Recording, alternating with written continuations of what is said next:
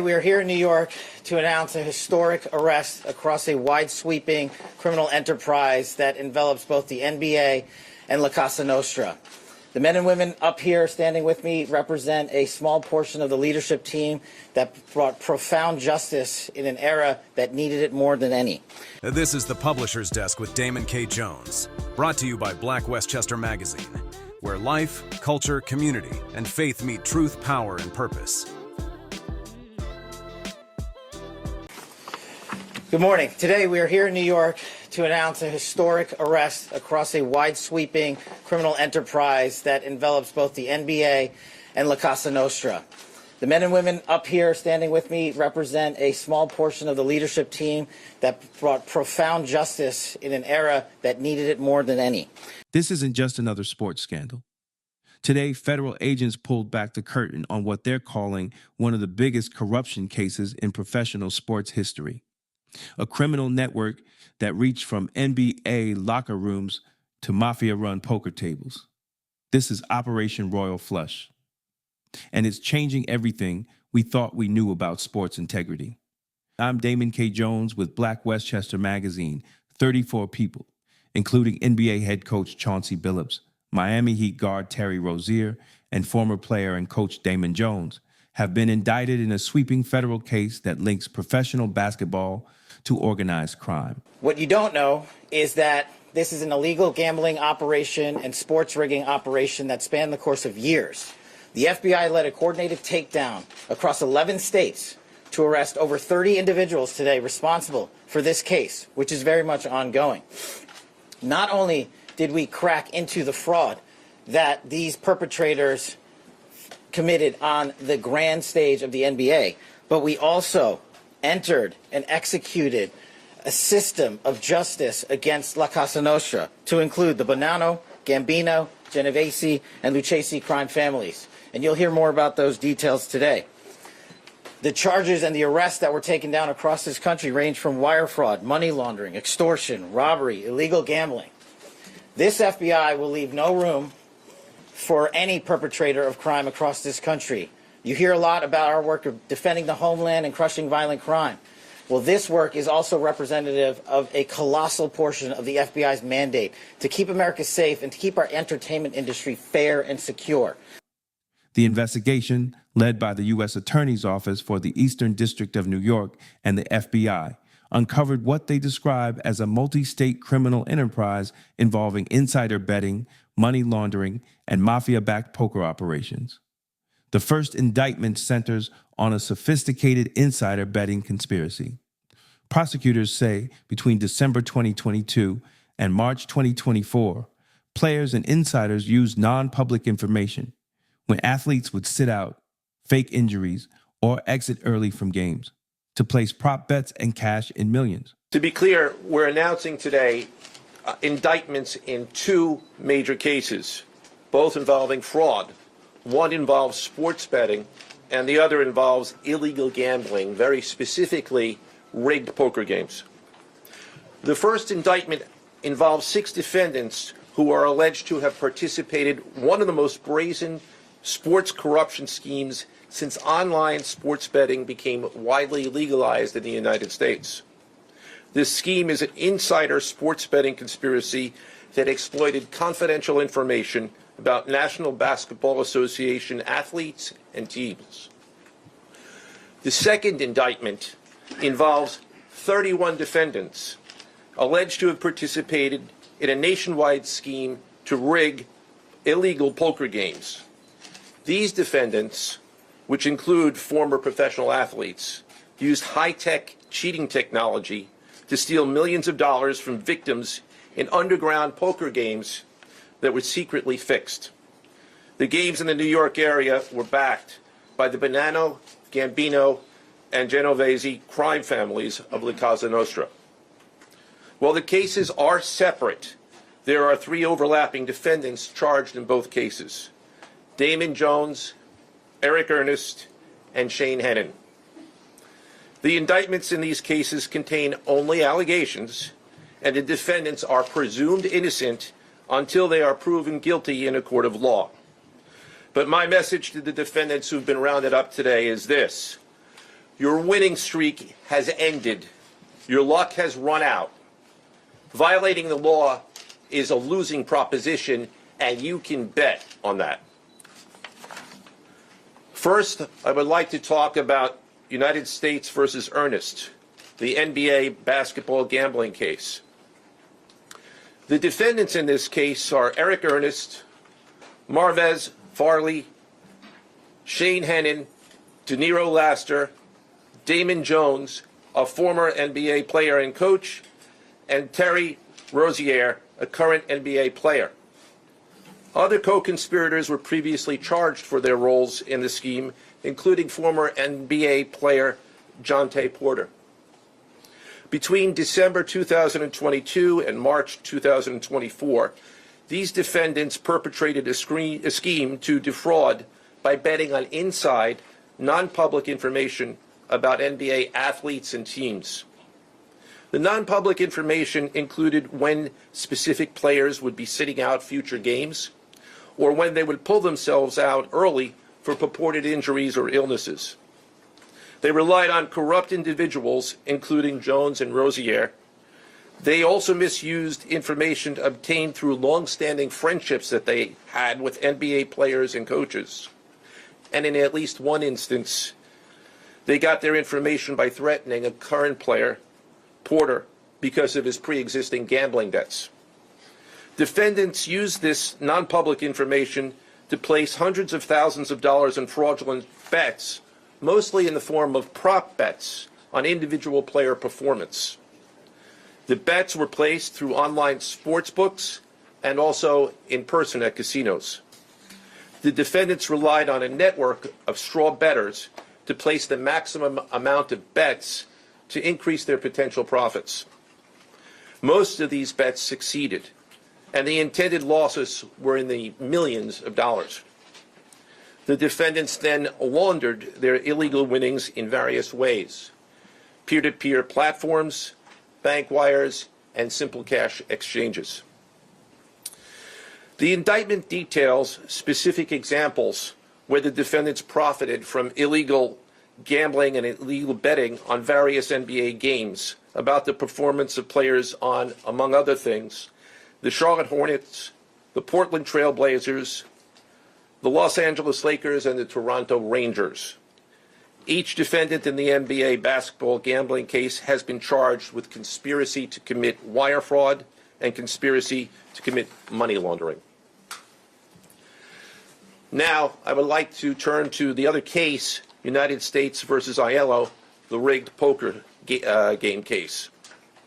Beginning as early as 2019, the defendants in this case orchestrated a scheme to use wireless cheating technology to run rigged poker games across the United States, including in the Hamptons, Las Vegas, Miami, and Manhattan. The scheme targeted victims known as, quote, fish, who were often lured to participate in these rigged games by the chance to play alongside former professional athletes who were known as, quote, face cards. The so-called face cards included the defendant Chauncey Billups, who at the time of the scheme was a former NBA player and is currently the head coach of the Portland Trail Blazers, and also Damon Jones, a former NBA player and coach.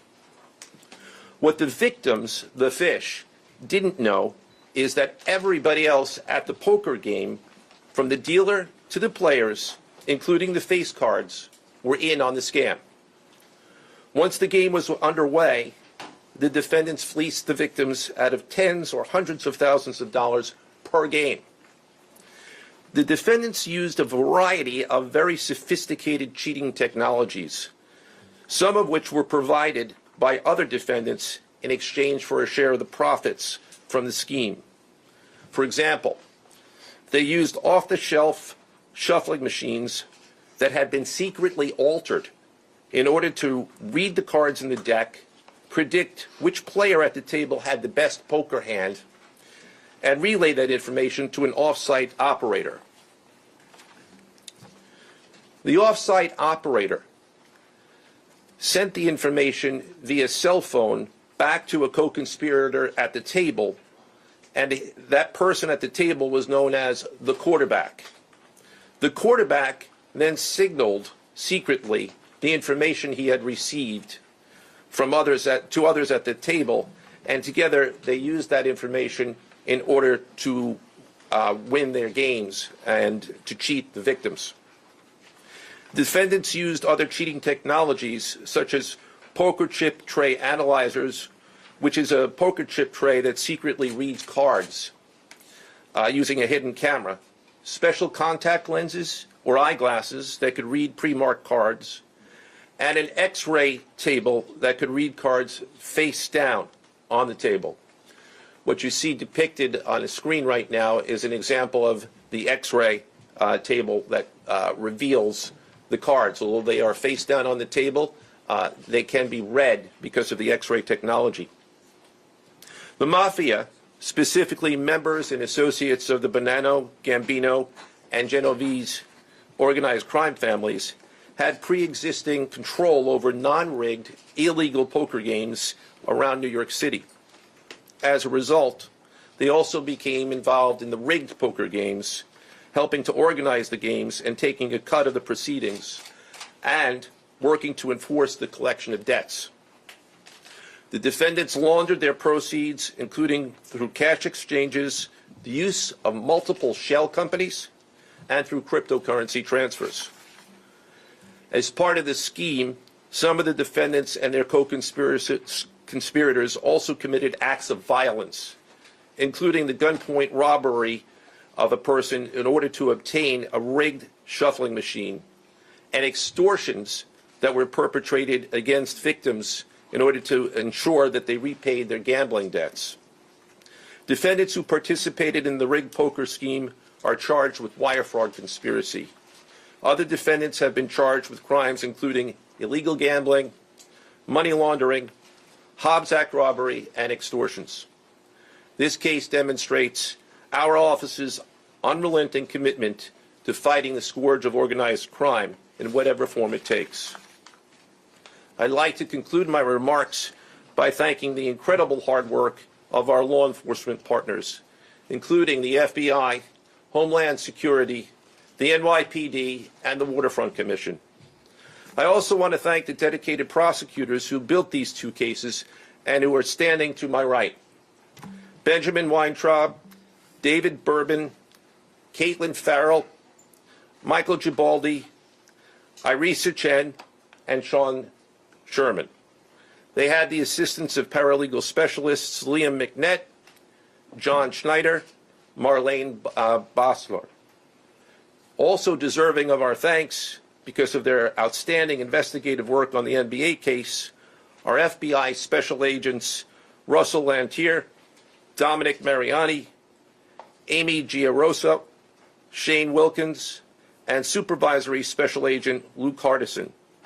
On the rigged poker game scheme, outstanding work was performed by FBI Special Agents Thomas Cribbin, Jeff Boriola, Jonathan Corona, Alexander Silverman, Amy Campanaro, and Supervisory Special Agent Michael Malahi, as well as NYPD Task Officer James McCullough, and from Homeland Security, Supervisory Special Agent Charles Freund, and from the Waterfront Commission, Detective Paul Shimborski. Finally, I want to note that the investigations in both cases are ongoing, and we encourage anyone with information about either scheme to please contact the FBI.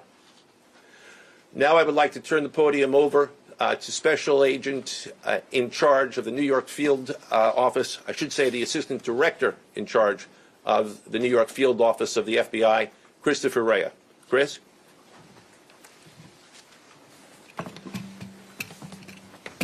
All right, thank you, Joe. As always, we appreciate the partnership here. Can't do any of this without you and your team, so thank you. Also want to publicly thank the director for coming down from D.C. The director's a very busy person, and for him to come down should tell you the importance of this historic case. I'm Christopher Rea, the Assistant Director in charge of the FBI New York Field Office. Today, as you've heard, our office conducted a massive nationwide takedown from 2 indictments of 34 defendants for their alleged involvement in 2 separate illegal poker and sports betting schemes where, as you heard, the odds were rigged in their favor.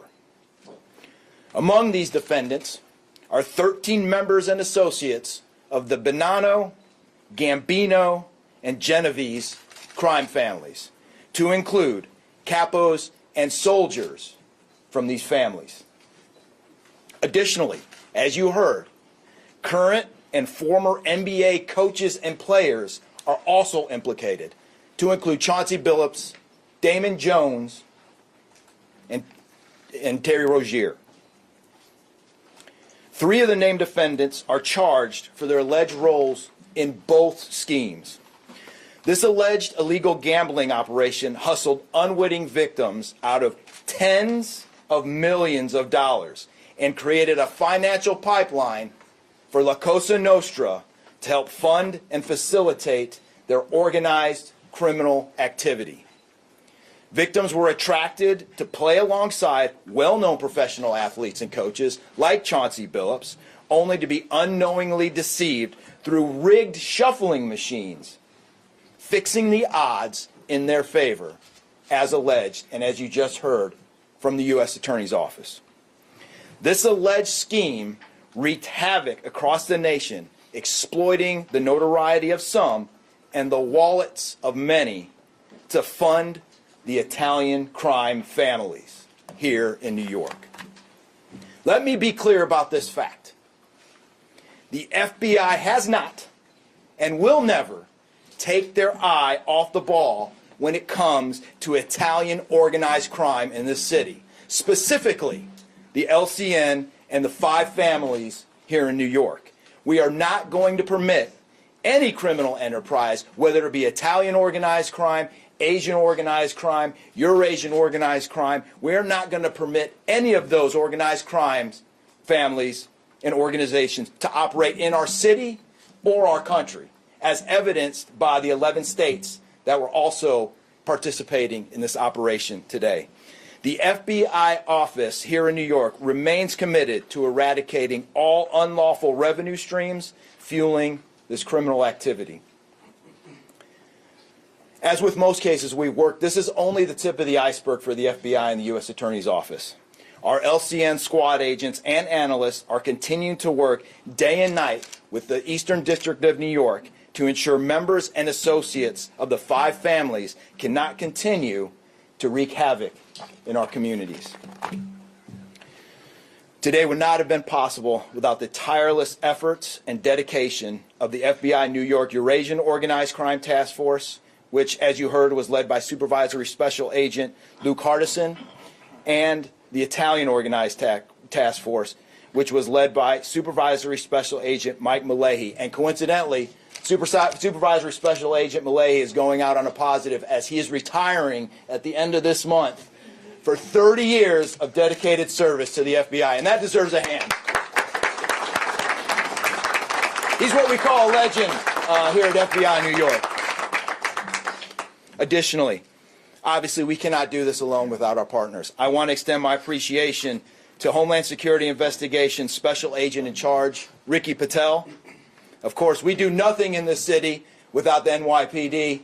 New York City Police Department Commissioner Jesse Tisch, thank you, ma'am, for all your work and all your resources that you dedicated to this.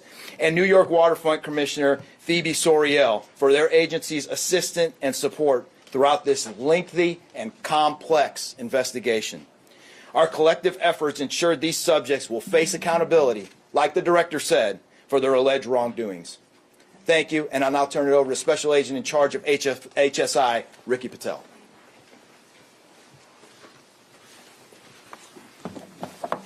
Thanks, Chris. Good afternoon, everyone. My name is Ricky Patel. I'm the Special Agent in charge for Homeland Security Investigations here in New York.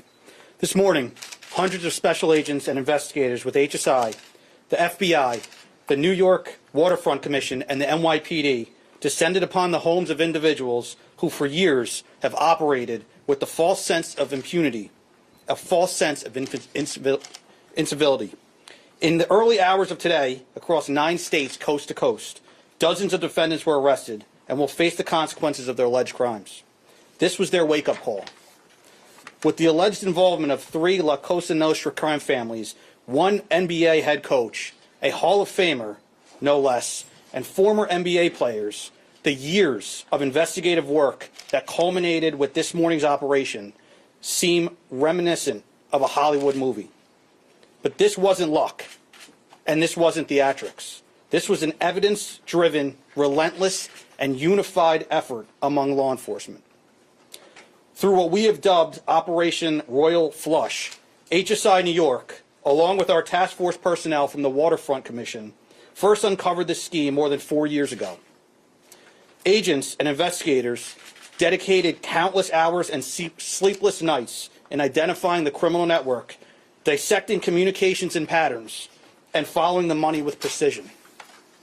We built a case, piece by piece, and what we discovered was a sprawling criminal enterprise that utilized cutting-edge technology and various methods of deception to dupe unsuspecting gamblers into paying up so that these defendants could cash out. As alleged, this sophisticated conspiracy cheated victims out of at least $7 million and placed the public and the defendants alike at risk. This case involved global reach, financial depth, and the patience to dismantle complex financial criminal enterprises from the inside out. When criminal organizations attempt to launder profits through our country, HSI connects the dots and shuts it down. To anyone who thinks intimidation, fraud, or violence will shield their profits, understand this. If you are exploiting our communities, expect HSI and all of our law enforcement partners at your door. I would like to thank all our partners here today. Obviously, the United States Attorney's Office for the Eastern District of New York, the Waterfront Commission, the FBI, the NYPD, and the prosecutors that will carry this forward. Today's arrests are not an endpoint. They are the start of accountability. Thank you, and I now turn it over to Police Commissioner Jessica Tisch.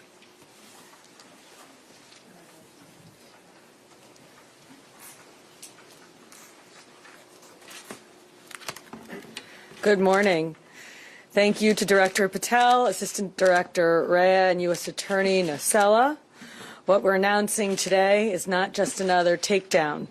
It's the result of more than 2 years of coordinated investigative work by the NYPD's Joint Organized Crime Task Force and the FBI.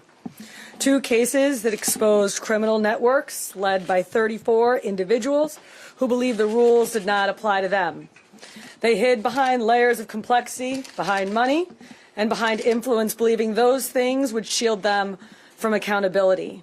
The first case, Operation Nothing But Bet, exposed a gambling ring built around professional basketball, where players and associates allegedly used inside information to manipulate prop bets on major sports betting platforms. They placed wagers on unders on players to score less, rebound less, assist less, using information that was not yet public. In some instances, players altered their performance or took themselves out of games to make sure that those bets paid out. One example occurred on March 23, 2023 in Charlotte. Terry Rozier, an NBA player now with the Miami Heat, but at the time playing for the Hornets, allegedly let others close to him know that he planned to leave the game early with a supposed injury. Using that information, members of the group placed more than $200,000 in wagers on his under statistics. Rozier exited the game after just 9 minutes, and those bets paid out, generating tens of thousands of dollars in profit. The proceeds were later delivered to his home, where the group counted their cash. As the NBA season tips off, his career is already benched, not for injury, but for integrity. As a result of this investigation, 6 defendants, including Rozier, are now facing conspiracy to commit bank and wire fraud. In a second case, Operation Zen Diagram, investigators uncovered a long-running scheme in which members and associates of several well-known organized crime families rigged high-stakes poker games across the country. These operatives included capos and multiple soldiers from the Bonanno, Gambino, Lucchese, and Genovese crime families, bringing 4 of the 5 families together in a single indictment is extraordinarily rare. It reflects how deep and how far this investigation reached and the skill and the persistence it took to get here. That work uncovered a deliberate, technologically sophisticated operation designed to carry out their crimes. They used custom shuffling machines that could read the order of cards, barcoded decks, and hidden cameras built into tables and light fixtures. The organizers also enlisted well-known public figures, former and current NBA players and coaches, including Chauncey Billups, the head coach of the Portland Trail Blazers, an NBA champion, and a Hall of Famer, to make the games appear legitimate. Victims believed that they were sitting at a fair table. Instead, they were cheated out of millions. One victim in particular lost $1.8 million. In total, losses exceeded $7 million and continue to climb. And when people refused to pay, these defendants did what organized crime has always done. They used threats, they used intimidation, and they used violence. It's the same pattern that we have seen for decades: traditional mob enforcement methods combined with new technology to expand the reach of their operations. Now, with the unsealing of today's indictment, 34 individuals are facing charges including robbery, extortion, money laundering, wire fraud, bank fraud, and illegal gambling. I want to commend the outstanding work of our detectives from the Joint Organized Crime Task Force and their dedication to these cases, especially Captain Ruben Pagan, Sergeant Chris McGuire, Detective Alexander Creamer, Detective James McCullough, and of course our Chief of Detectives, Chief Kenny. As part of these investigations, our members recovered and reviewed thousands of hours of video, conducted extensive surveillance on illegal gambling locations across the city, and executed more than 24 search warrants on electronic records that revealed the true extent of this conspiracy. Once again, the work of our detectives, together with the FBI and the U.S. Attorney's Office, closed those gaps before they could widen further. The NYPD is proud to stand with each of you today, as these cases represent the kind of partnership that defines modern law enforcement agencies, sharing intelligence, coordinating resources, and moving as one team. Thank you.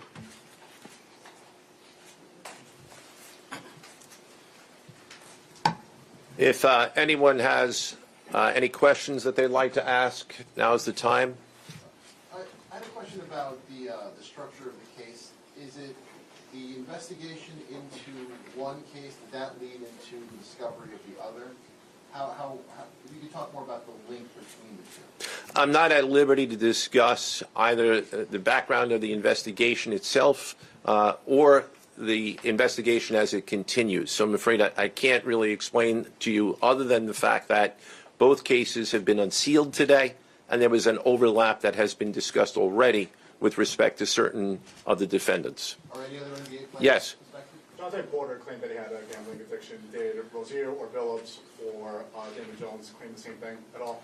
With respect to any allegations or defenses that have been made by any of the defendants, they will have their opportunity to present them in court. We're not here to air those at this time or to discuss them. Yes? You said the investigation is still ongoing. There seems to be several players referenced in the indictments, some that may potentially pass on information. Is there the possibility of future arrests of NBA players in connection to the sports gambling operation specifically? As I said, I can't discuss ongoing investigations. The investigation is ongoing, which by definition means that there will be further evidence uncovered at a minimum, and there's always that possibility. But I can't comment any further with respect to that. Yes? Thank you. Director Patel, you had said in your comments, we're going to take heat for this case. Why do you say that, and what efforts might you take to counter that? It's not popular to go after some of the defendants that we went after today, but justice is served blindly. And how do we countermand that? Simple. the unsealing of these indictments today shows the force of the Department of Justice and our great Attorney General and the leadership that we have at the FBI and the team here to specifically mete out justice. And look, let's not, mince words. This is the insider trading saga for the NBA. That's what this is. That's why we are going to take heat. But as the evidence comes out, as the indictments are unsealed, you will see the extensive work these men and women put in, countless hours over years, and that's how we countermand it. So the dates of these indictments that they were filed are October 9th and October 16th. Can you talk about the timing of moving in now? Why now? We will not publicly discuss the timing of when we do takedowns. I will only say that we do takedowns in a coordinated fashion with our law enforcement partners and the U.S. Attorney at the appropriate time to make sure that we ensure the integrity of the investigation, as the United States Attorney said, an investigation that is very much ongoing. Director Patel, you said insider trading for the NBA. What are the implications of this case for other sports leagues and for the legal gambling industry in general? Simple. If you're participating in the legal gambling industry, you got nothing to worry about. If you're participating in illegal conduct, you got everything to worry about, and this case shows it. Did the illegal conduct cross with the legal sports betting platforms in any capacity? And if so, is that the search warrants that the police commissioner just referenced? I'm not sure I quite understand your question. You're asking if the illegal conduct... If it crossed with, like, the sports betting industry, or the online sports betting? The sports books themselves are victims in this case. They themselves did not, as far as our investigation has concluded, they did not perpetrate anything unlawful. Are you able to say which sports books or online outlets they use to make these bets? I'm not going to respond to that at this time, but that information will be made public. Yes? Can you identify the access point where these co-conspirators were able to recruit these, famous people to partake in the schemes? When you say the access point, They were able to recruit them? I'm not sure which case you're referring to. Both. Well, Rozier, how he was recruited, Damon Jones in the NBA scandal, and then Billups for the poker game. We're not at liberty to say that at this time. That will be revealed in due course. Yes. Know he was being... What is your question, sir? Hey, thanks for being here. You just said that the sports books themselves are the victims, at least in the indictment involving Terry Rozier and others. They're among the victims. Okay, but those companies make, as we all know, they make a crazy amount of money off of a lot of everyday Americans make bets and mostly lose them. Are you concerned with a jury potentially not being sympathetic in a case where the victims, as you say, are these multi-million or billion-dollar gambling companies? Let me repeat that all of the defendants themselves are presumed innocent. We believe that at a trial, when they have the opportunity to present their defenses, if they chose, because they're not required to, we will come forward with the evidence to demonstrate their guilt. The men and women that are standing up here today worked tireless hours, days, months, and years. And the fraud is mind-boggling. It's not hundreds of dollars. It's not thousands of dollars. It's not tens of thousands of dollars. It's not even millions of dollars. We're talking about tens of millions of dollars in fraud and theft and robbery across a multi-year investigation. And we could not have done it without our interagency partners that are before us today. The NYPD, HSI, and teams of law enforcement officials from around the country made this day possible. It takes a team to bring this kind of justice, sweeping justice, into the halls of the United States courtrooms, where our brave United States Attorney has led this prosecution. It takes courageous prosecutors to stand before you and say, we will not allow this kind of illicit activity to happen, not only at the national sporting level, but also where it hides in La Cosa Nostra. And when these two collided together, they perpetrated a fraud that is historic in terms of not just money, but the scheme and the deceit that they utilize to steal and swindle people for money, to include crypto fraud. This is an operation that showcases to you that under President Trump's administration, there is no room for any type of criminal behavior, be it on the world's largest stage or in the back rooms of tiny parlors where guard games are being played. We are proud to stand here today with the men and women of the FBI and this legal team. And to the United States Attorney, I just want to thank you personally for taking the time to display the work that the media is about to hear about today in detail. As I said, it does take courageous prosecutors, but it takes a courageous United States Attorney to bring this case, because we are going to take heat for it. But we don't shy away in this administration. We don't say no. What we do is we bring the results across the finish line. We bring them to the public. We bring you accountability. And yes, they will have their day in court, and you will hear the evidence through the court system exclusively. We will not deny anyone of due process. And that's the brilliance of this system. That's the brilliance of this administration. Everyone will be held to account. So with that, I turn it over to United States Attorney Nosella. Thank you. Thank you, Director Patel. This scandal isn't just about gambling, it's about trust in the game, the league, and the players fans look up to. When athletes manipulate outcomes for profit, it strikes at the very foundation of competition. And when organized crime profits from it, the line between entertainment and exploitation disappears. As Black Westchester has said before, justice must be blind, but accountability must be equal. Whether you wear a uniform or suit or a jersey, the law applies to you. For Black Westchester Magazine, I'm Damon K. Jones. Follow us for continued coverage as these cases move through the courts. Stay informed, stay empowered, because the truth always matters. Tired of the same emotional politics that lead nowhere. Emotional Politics, Logical Failure by Damon K. Jones is the book Black America needs right now. It exposes the lies, challenges the gatekeepers, and calls for real strategy, not just symbolism. Power starts with truth. On sale, now, and available in audiobook on Amazon. Tolerance is for Cowards by Damon K. Jones. This book is not anti-police, it's pro-community. Discover how the extended policing strategy empowers you to demand real public safety, justice, and accountability from your local police department. Because the Black community deserves good policing. On sale now on Amazon and Audible. If you found this video informative, don't forget to like and share it with others who need to hear the truth. And for exclusive content and behind-the-scenes access, join the Black Westchester Magazine YouTube membership club today. Your support helps us keep independent Black media strong.